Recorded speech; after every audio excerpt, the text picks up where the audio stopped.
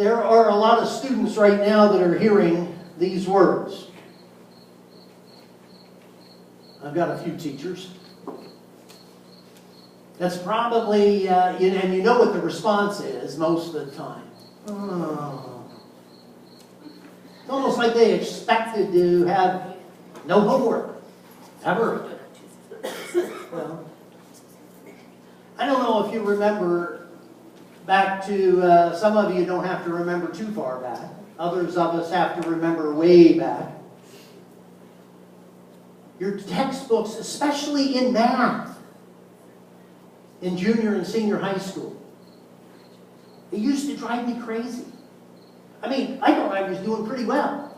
You know, I did geometry and I did Algebra 1 and Algebra 2 and got into calculus, and I thought, man, I'm just whizzing this stuff, just flying through this stuff.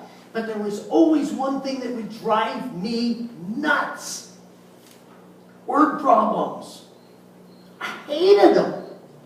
I hated them. I mean, here's one. Here's just an example.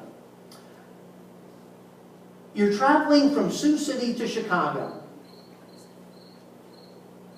How many miles did you have to travel? And then it got a little crazy. It said, show the fractional equivalent of the number of miles traveled to Navy Pier in Chicago, with the numerator being the number of miles walking or riding on the L, and the denominator being the total miles traveled. Does it matter? If I've got a pass for the L, does it really matter? Seriously. Or maybe this one sounds a little more familiar. An elephant, which can run at the speed of 25 miles an hour, runs 5/6 as fast as a grizzly bear. If S represents the speed of a grizzly bear, which you're sitting there going like, this is right out of your textbook, right? Okay, you can write the equation 25 equals 5/6 of S. The problem is, if you're being chased by a grizzly bear or an elephant, does it really matter? Get the heck out of there. Jeez. And then the one that we lived. Mimi ate 3 pieces of KC pizza. Wait a minute. Rich ate the rest of the large pizza. Mimi ate 1/6 of the pizza. And Rich said, I ate 5 times as much. Who was right? What difference does it make? The question you should be asking is, how high is my cholesterol? Yes. And I just kind of sigh when I look at textbooks. Oh my goodness. And then what do? We open up to the book of Romans, and we got the textbook. And we got homework to do, and I'm thinking, I can't win. Been out of high school 40-some years, and I'm still doing homework.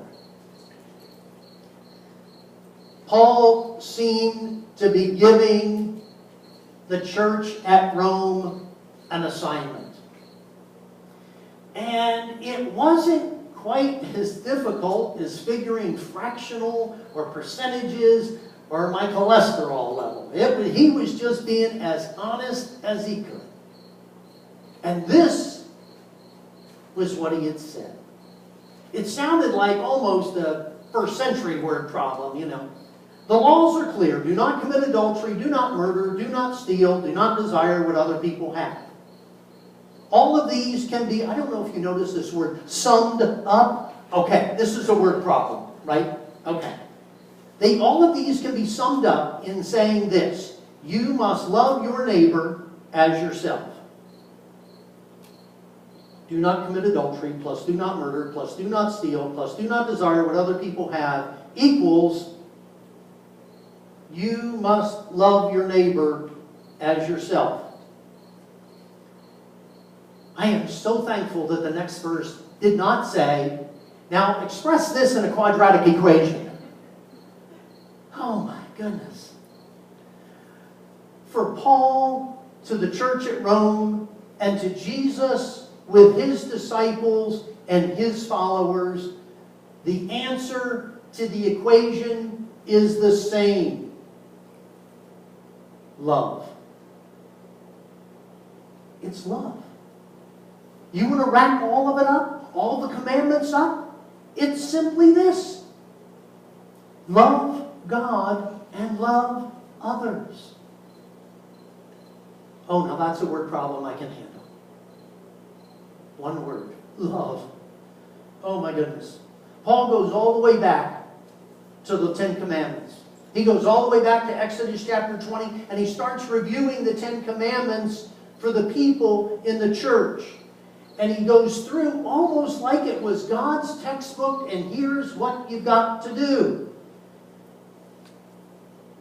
But I don't know about you, but you go through a word problem, and you start to look for little things that will kind of give you a clue of maybe, well, what if I did this, or if I did that, or if I...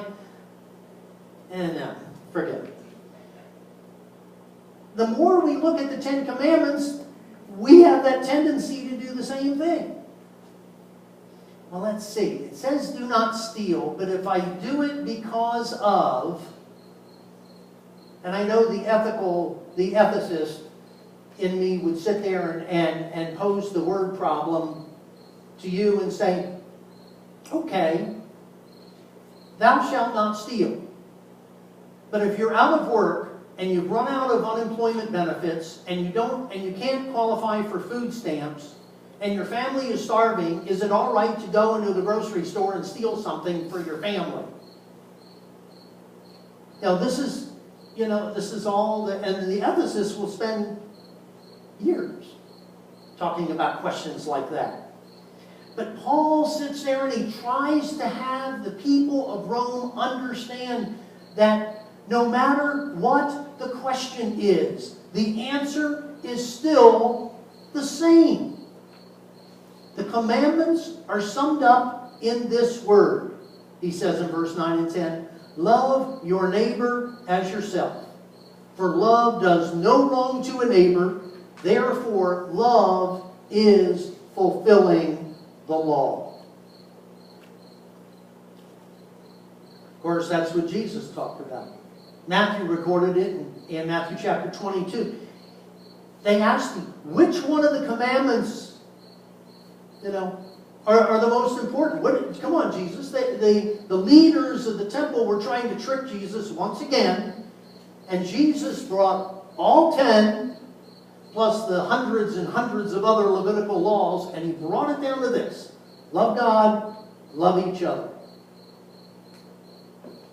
So simple. You didn't even have to turn to the back of the book for the odd-numbered answers on this one. It was right there. And Jesus was very clear. Paul is giving us an answer. But I don't know about you, love is not a very easy answer. It's tough. It is tough. Because I'll be honest with you, the guy that I look at the mirror every morning is not very lovable sometimes. And if you've looked in the mirror, because I'm looking at you, some of you aren't too lovable all the time either. You're going like, all right, he's finished. We're just going to... I wouldn't have preached that my first year, right? Oh, stop turning your head. Okay. We're just... Why is that? I mean, it's true. But Paul says, love. He's so focused on that. Love. There's your homework, folks. Love. Love. It's not easy. And I'll tell you what, if you go back to when Paul was trying to teach this to the church at Rome, it really wasn't easy. Because it was first century after Christ had died. It was that first 100 years or so. And think about all the things that were going on. Christians were being persecuted. Christians were being hauled into the Colosseum for hundreds of years and been nothing more than a snack, minus the cholesterol, for the lions. And Paul's response is love. Love. And I'm sure some of those people were just going, I think I'd rather work on the quadratic equation because this love thing isn't cutting it. I can't do that. It's a tough assignment. It's a tough answer to the questions that the people were asking. Paul says this in verse 7. Pay to all what is due them. Taxes. Pay the taxes when they're due. Respect to whom respect is due. Honor to whom honor is due. Even when you're confronted with injustice and overwhelming power that is being stretched out where it shouldn't be stretched, Paul's response to us and to the church is to love. Now, it's not this touchy-feely type of love, but Paul understands that. Paul just says to love, to be able to treat people the way you would want to be treated. Sometimes we have to ask ourselves. Paul responded later on, he said, besides this, you know what time it is. Now is the moment for you to wake up from your sleep, for salvation is near.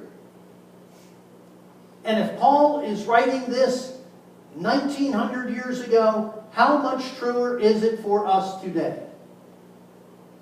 That we are closer to the end than we ever have been.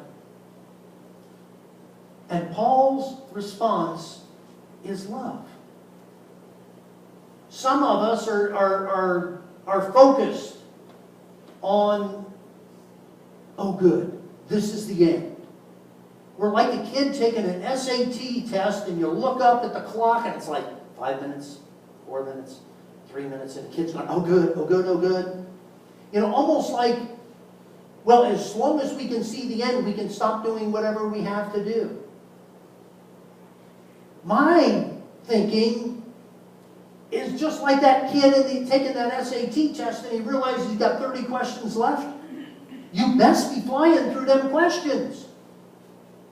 You really have to turn it on. And so it is in the church that we really have to ramp up this idea of love. God is telling us, yeah, the end is near, but we still have our assignment to do, to be able to love. Paul says, let us then lay aside the works of darkness and put on the armor of light. Let us live honorably as in the day. In other words, live like you've already passed the test. Or maybe it comes down to live like you already had somebody take the test for you when it came to the results. Jesus. And now you need to be able to live to bring honor to the one who paid the final grade for you. That's where we need to go. Paul's textbook advice to those of us who are confronted with questions and answers today. What's the right answer for you when your boss treats you like dirt? What's the proper response when your friend gets the scholarship in school that you thought you deserved? What box do you check when you fill in your taxes? How do you deal with that nasty neighbor who lets his dog come over and poop in your yard? Huh? How do you respond? And what about the fact that there are some people you just don't like?